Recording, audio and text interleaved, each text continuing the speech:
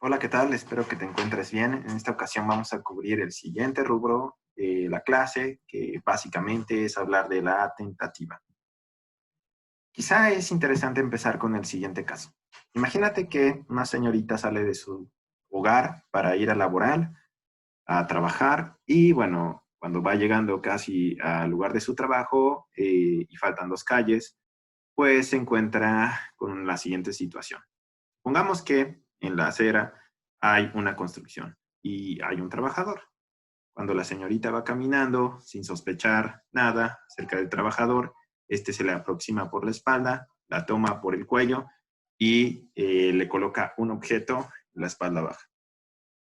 Entonces la amenaza y le dice, hazme caso en todo, si no te va a cargar la ching. Y bueno, ustedes ya saben, terrible situación, y lleva a la chica hacia adentro de la construcción. En este caso, muy probablemente sabemos que el sujeto va a cometer un ilícito. Claro que es un elemento subjetivo el hecho de saber qué va a hacer esta persona, este constructo, ¿no? Si la va a violar, si le va a quitar dinero, si la va a golpear, o si no le va a hacer nada. Los tres primeros casos considera que si lleva a cabo el evento descrito, pues va a cometer un ilícito completo, un ilícito doloso. Pero supongamos la siguiente situación. Cuando el sujeto está llevándola a esta señorita, sucede que un transeúnte se percata de esta situación, llama rápidamente al 911 y él mismo se dirige, lo sigue a estas dos personas. Al parecer el constructor no se dio cuenta y este sujeto interviene en el momento en el cual a la señorita le empiezan a quitar, digamos, sus objetos de valor y parece que le iban a cometer una violación a través de una felación. Bueno, no pensemos en esas cosas. Pensemos en la situación afortunada en la cual el sujeto logró frustrar el delito. Y ahí consideramos esta figura de la tentativa. La tentativa precisamente se refiere a aquel intento que tiene un sujeto activo de un delito para llevar actos ejecutivos que culminen en el daño al bien jurídico tutelado, en el resultado típico.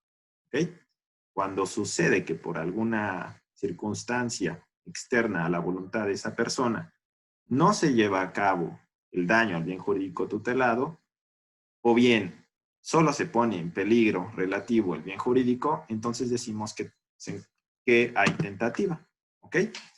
Dicho esto, vamos a ver cómo se regula en el Código Penal Federal y luego hablaremos del Código Penal local, específicamente en la Ciudad de México. Pues vamos a ello, ¿no? Entonces, ¿en qué artículo se encuentra regulada esta figura en el ámbito federal? Es el artículo 12. Vamos a visitar el artículo 12 y creo que quedará claro a qué nos referimos. Curiosamente, lo que veremos es que existen dos clases de tentativa. La tentativa llamada acabada y la tentativa llamada inacabada. Vamos a ver qué significan estos dos conceptos. El artículo 12 dice, existe tentativa punible, o sea, que se castiga, cuando la resolución de cometer un delito se exterioriza realizando en parte o totalmente los actos ejecutivos que deberían de producir el resultado, un resultado típico, es decir, delictivo, u omitiendo los que deberían evitarlo, a ese resultado. Si aquel no se consuma por causas ajenas a la voluntad de la gente. Es decir, es una cuestión externa a la voluntad, a lo que quiere la persona que iba a cometer el ilícito, el que se frustre ese resultado. Enfoquémonos a estas palabras del legislador que son bien interesantes. Supongamos que el sujeto ya tuvo la resolución de cometer un ilícito. Para esto pensamos que él tuvo una fase interna en donde pensó que iba a cometer el ilícito. Y posteriormente empieza a hacer algunos actos preparantes para efectos de llevar a cabo el ilícito. Una vez que empieza la ejecución de ciertos actos, como por ejemplo el hecho de acercarse a la señorita y tomarla del cuello respecto a nuestro ejemplo inicial, ahí ya hay un acto ejecutivo que se está comenzando a llevar a cabo. Ahora, ¿qué puede pasar? Bueno, cuando se exteriorizan estos actos ejecutivos, puede pasar que se lleven a cabo en parte o bien que se lleven todos a cabo. En el caso particular que comentamos, resulta que los actos ejecutivos no se llevaron de manera completa, sino solo de manera parcial. ¿Ok? En ese sentido, hay tentativa que se llama inacabada. ¿Ok? Porque no se llevaron a cabo todos los actos ejecutivos que iban a culminar en el resultado típico. Diferente sería si los actos ejecutivos se llevan todos a cabo y, sin embargo, no se logra el daño por alguna causa externa a la voluntad de la persona.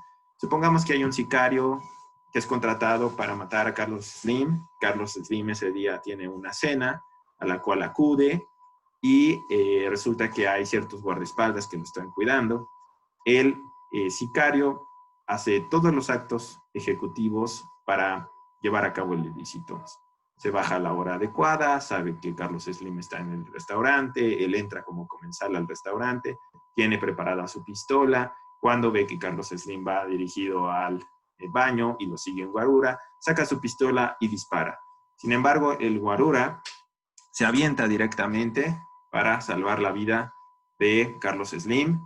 Como usa un gran chaleco antibalas, muy sofisticado, pues solamente le produce un moretón a ese sujeto y después repelen el ataque del supuesto sicario. El sicario huye. Y bueno, hasta ahí la situación es que el sujeto activo del delito, el sicario, llevó a cabo todos los actos ejecutivos para cumplir con su cometido y, sin embargo, no logró dañar el bien jurídico tutelado, que es la vida de Carlos Slim. Creo que es claro entonces cuál es la diferencia en este último tipo de tentativa. Es una tentativa acabada, porque todos los actos ejecutivos del delito se llevaron a cabo por parte del sujeto activo y, sin embargo, hubo un evento externo, la participación del guarura en este caso, para frustrar el daño al bien jurídico tutelado.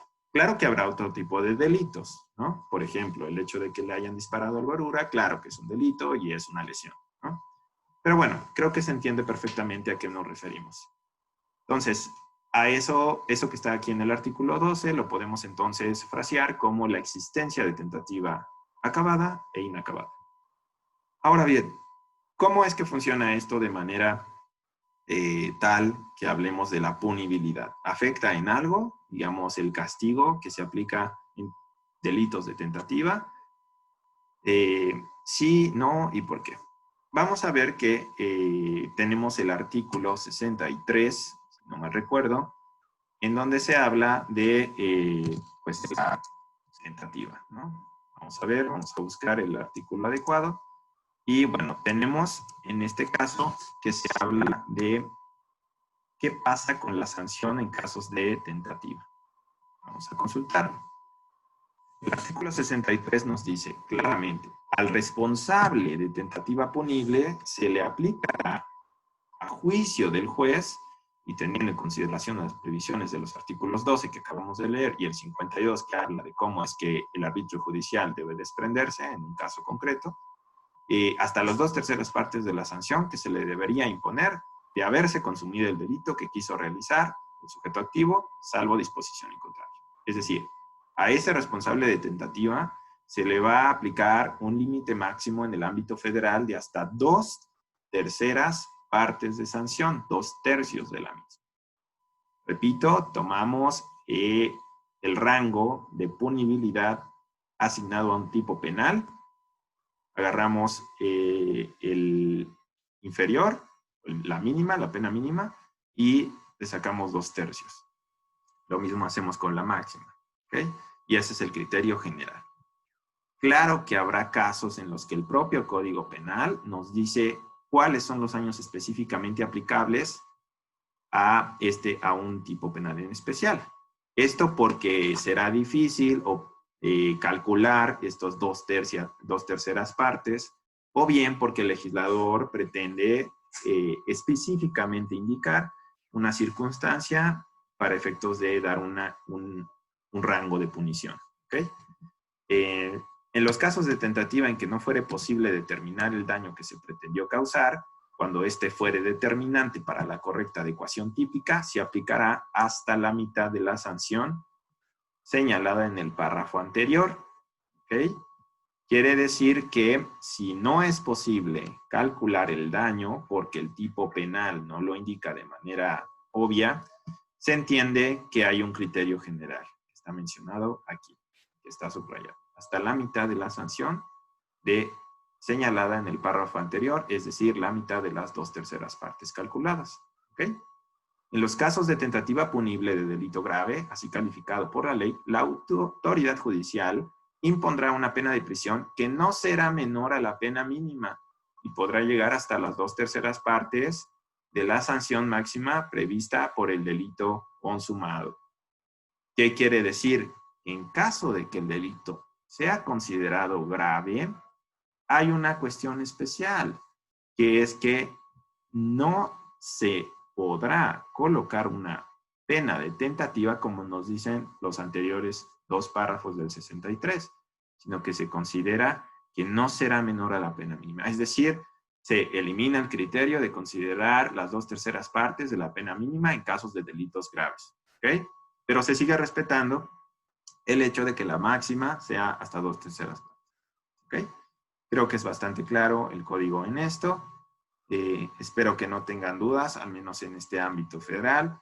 Y bueno, creo que vale la pena indicar quizá un ejemplo, ¿no? De algunas cosas de las que he hablado. Por ejemplo, el artículo 371 habla del caso de robo. ¿Ok? Y en ese particular artículo, en el párrafo segundo, se nos habla de alguna punición especial acerca de la tentativa. Entonces, vale la pena pues ir a consultar en este momento simplemente para que noten este aspecto que yo mencionaba acerca de que la tentativa en algunos casos, en algunos tipos penales, procede de una manera particular, hablando de número de años de prisión o multa que se debe de calcular. Es decir, hay una punibilidad especial en casos de tentativa, en ciertos casos particulares, pero debe de estar siempre escrito en el código. Entonces, bueno, vamos al artículo 371, aquí ya lo tenemos, y habla del robo. Aquí el punto es que hablamos de la estimación de la cuantía del robo, porque esto se considera para colocar una pena de prisión. Como lo logran notar, dice en el segundo párrafo, en los casos de tentativa de robo, cuando no fuere posible determinar el monto, se aplicarán de 3 días a 2 años de prisión. ¿Ok? Quiere decir que no se va a aplicar lo que nos menciona el primer párrafo, en donde básicamente se toma en cuenta el valor intrínseco de los objetos robados y se estima que se va a aplicar una pena de prisión de 3 hasta 5 años, dependiendo de las circunstancias de tiempo, modo, lugar, etcétera, y personales también del sujeto.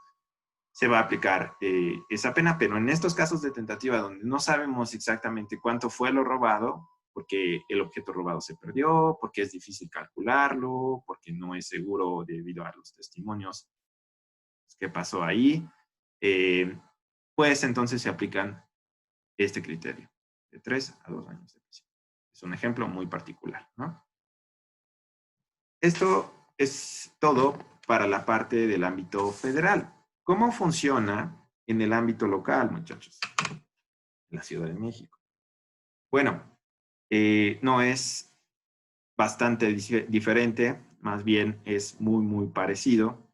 Tenemos que en el artículo 20 del Código Penal del Distrito Federal aplicable para la Ciudad de México, tenemos este criterio. Y también tenemos el artículo 78 que nos maneja la manera en la que se coloca pues las penas. La única diferencia brutal o bueno, clara es que la mínima va a cambiar en el caso de tentativa para el criterio general de aplicación de penas en tentativa. Vamos a checarlo ahorita mismo, ¿no? Entonces, primero visitamos el artículo 20 y después visitamos el artículo 78. ¿Okay? Y con eso, pues estaríamos terminando el día de hoy. El artículo 20 habla de tentativa punible. Si ustedes lo pueden leer, pues no hay gran diferencias, ¿no? Existe tentativa punible cuando la resolución de cometer un delito se exterioriza, realizando en parte o totalmente los actos ejecutivos que deberían de producir el resultado típico, u omitiendo los que deberían evitar. Si por causas ajenas a la voluntad del sujeto activo no se llega a la consumación, pero se pone en peligro el bien jurídico tutelado. De hecho, creo que la redacción del artículo 20 es un poquito más clara en el sentido de la teoría de la tentativa. Porque, por ejemplo, hace muy clara que la tentativa también puede darse por medios omisivos, no por una acción, sino por una omisión de conducta delictiva. Algo que quería aclarar antes de pasar al artículo 78 es que la tentativa no es, en ningún caso, semejante al desistimiento o al arrepentimiento. ¿Ok? El artículo 21 habla de esas circunstancias que son bastante distintas. ¿Ok? ¿En qué sentido? Bueno, como lo ven ahí abajo, vemos que el desistimiento es una reacción espontánea del sujeto para, pues, ya no seguir con los actos ejecutivos del delito. Imagínense que en nuestro caso inicial, que comentamos del constructor, después de que fue caminando y estaba amenazando a la señorita, de repente se arrepintió y le grita, bueno, ya lárgate.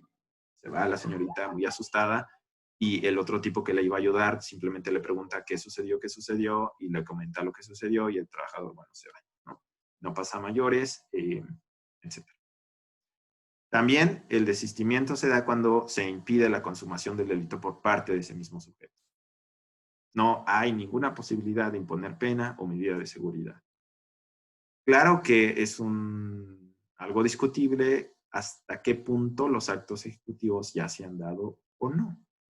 Piénsenlo respecto al caso comentado. ¿Ok? El arrepentimiento pues también es similar. Prácticamente el código no menciona, como ustedes lo pueden notar después de leer el artículo 21, alguna diferencia clara en esto. Pero bueno, a nosotros es más que suficiente decir y reflexionar que la tentativa punible no es desistimiento y arrepentimiento. La tentativa sí se castiga, el desistimiento y el arrepentimiento no. A menos, como dice el código, a no ser que los actos ejecutados constituyan por sí mismos algún delito distinto. Por ejemplo, en el caso del sicario que comentaba, imagínense que se arrepiente de disparar el arma para privar de la vida a Slim en el restaurante. Sin embargo, las autoridades lo cachan cuando va saliendo del restaurante y tiene portación de armas. Y resulta que su portación de armas, según el artículo 160 del federal, pues es portación de armas, es un delito. Porque no tiene permiso, y vamos a suponer que no lo tenía, ¿no? Es una arma ilegal. Bueno, dicho esto, vamos entonces al artículo 78. Y con eso, pues, culminaríamos esta ronda de clase. El artículo 78 nos habla de la punibilidad de la tentativa. La punibilidad aplicable a la tentativa será entre una tercera parte de la mínima y 2/3 partes de la máxima, previstas para los correspondientes delitos dolosos consumados que la gente quiso realizar. Este es el criterio general. Esta es la parte que difiere del código local al federal. El criterio totalmente general en el ámbito local es que siempre se va a aplicar una tercera parte de la mínima y hasta 2/3 partes de la máxima. Ese es el rango de punibilidad de los delitos de tentativa. En la aplicación de las penas o medidas de seguridad a que se refiere este artículo, el juzgador tendrá en cuenta, además de lo previsto en el artículo 72, que nos habla del arbitrio judicial y de varios criterios que se tienen que cumplir por parte del juez para aplicar penas, el mayor o menor grado de aproximación a la consumación del delito y la magnitud del peligro en que se puso al bien jurídico tutelado. ¿Ok? Curiosamente, como dato extra, sabemos que a partir de la reforma del 2014, las personas morales también tienen responsabilidad moral y no solamente sus integrantes o, digamos, sus socios. En ese sentido, habrá responsabilidades penales para casos de tentativas en este tipo de delitos de empresas. ¿Ok? Por ejemplo, en casos de compliance y bueno, búsquenlo, digamos, es interesante también que ustedes estén al día con este tipo de figuras jurídicas relativamente novedosas, ¿no? Bueno, como resumen, simplemente hemos visto qué es la tentativa a partir de un caso concreto. Indicamos la diferencia entre tentativa acabada y tentativa inacabada. Y mencionamos que algo bien importante de la tentativa es que afecta a la punición aplicable a los casos de delitos, ¿no? Simplemente lo revisamos en los códigos y denotamos en dónde se encuentran específicamente estas reglas, tanto en el ámbito federal como en el ámbito local, y señalamos alguna pequeña diferencia entre ambos. Bueno, creo que ya no nos queda nada, ¿verdad, compañeros?